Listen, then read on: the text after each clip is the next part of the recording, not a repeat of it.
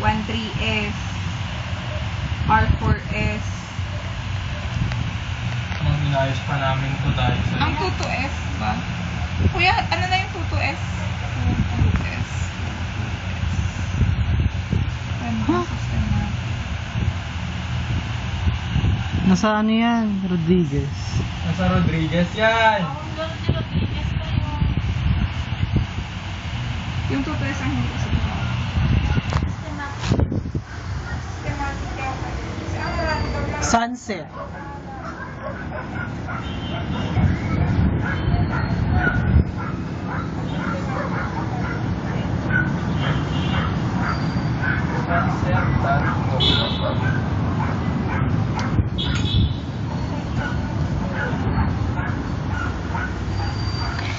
Ito po ang room namin. Ang ganda-ganda. 12S, 13S, R4S, yung mga random o random? At daan yan. Ano kayo? At daan yan. Kuna na. Ampang! At daan pa. Adagarampang. Wow, galing ni Ian. Huwag mo nga, ginaganyan. Wow, galing ni Ian. Yan, yung next nga, tanggalin mo yung electric fan na hugasan ko. Abuchado. Abuchado. Oo nga. Oo. O tanggalin ko lahat, hugasan mo lahat. Ayaw mo ba? Lahat ng electric. Sulit naman pala yun kasi meron ng stand. Ganito po magpalit ng kortina. Gagawa ko yun. Ayan po, itataas. Pero kukunin muna yung yan. Pagkatapos po yun, hahanapin ang dulo. Ilalagay isa-isa. Kailangan yung nakatalikod talaga. Oo. Para sikat. Ayan na po mga kababayan. Naririto na po tayo sa Bell Mansion, room 1002. Masasubaybayan po natin ang tunay na kalagayan ng mga CSU intern. Kung titignan nyo po, napakayaman nila. Ang dami nilang pagkain. Pagkain ba yan? Pagkain si Ian? Sa kanya nakatutok yung camera. Ayun po, Pagkain pa si Ian. mga damit. Meron pa silang electric fan na madami. Bakit kasi? Bargain. Madaming pagkain. Sabi At niya, kay ayun. Ian lang yung camera. Meron silang Mars. Kulay pulang ilaw. May ilaw din po sila dito. Hindi katulad sa Tugigaraw. Lampara. Nagbabara ang kanilang. Ayan na, ayan na, ayan na. Ayan na, kitang-kita na po ng lahat. May kurtina na kami. Kurtina na kami! Yaman na kami. Bisin. Isa pa guys. Isa pa. Yay! Chicken. Isa pang kurtina. At susunod po, ayun ang aircon. Para na may fold. Dito po, dito makikita yung butas ng aircon.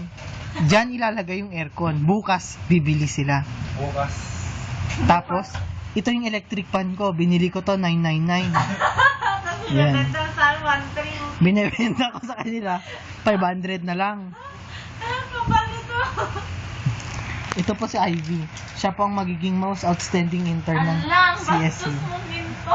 Siya po ang 24-hour girl Makukulong sa kabila. na sinundan ni Mean. Meron din po silang cabinet. Diyan po nakatira si Buds. Si Buds. Ayun po yung CR. Madilim. Brown out po kasi ngayon. At nagbabara ang pinggang. Ay, yung tae po andun sa CR. Pero na-pump na. Meron din po pala sila ditong saksakan. May kuryente po sila ngayon. Ayaw ko. Meron din po silang screwdriver. My goodness. Nabili. Sinong bumili? Yan.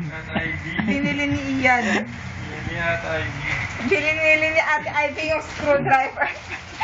Ay, Siguro kung mag-pass ka lang doon na sa car. ito po. Si Ate Ivy bumili Ito ang labas. Makikita nyo dito, meron silang elevator, di ba? Naka-ground floor pa. Tapos, kapag ating pinindot, at ching! Di ba umakyat? Ang galing-galing. Yan, maghihintay lang tayong bumukas ang elevator. Dun, dun, dun, dun. 6, 7, 8, 9, 10. Ting! Yan na. Bubukas na. Teka, nakakahiya. Wait.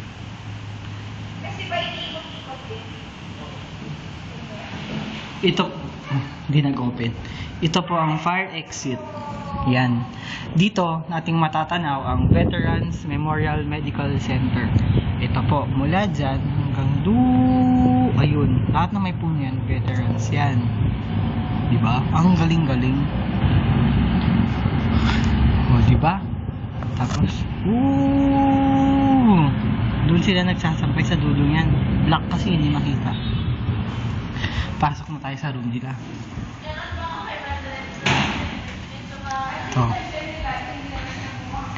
Ito po ang room nila. 1002. Ayan.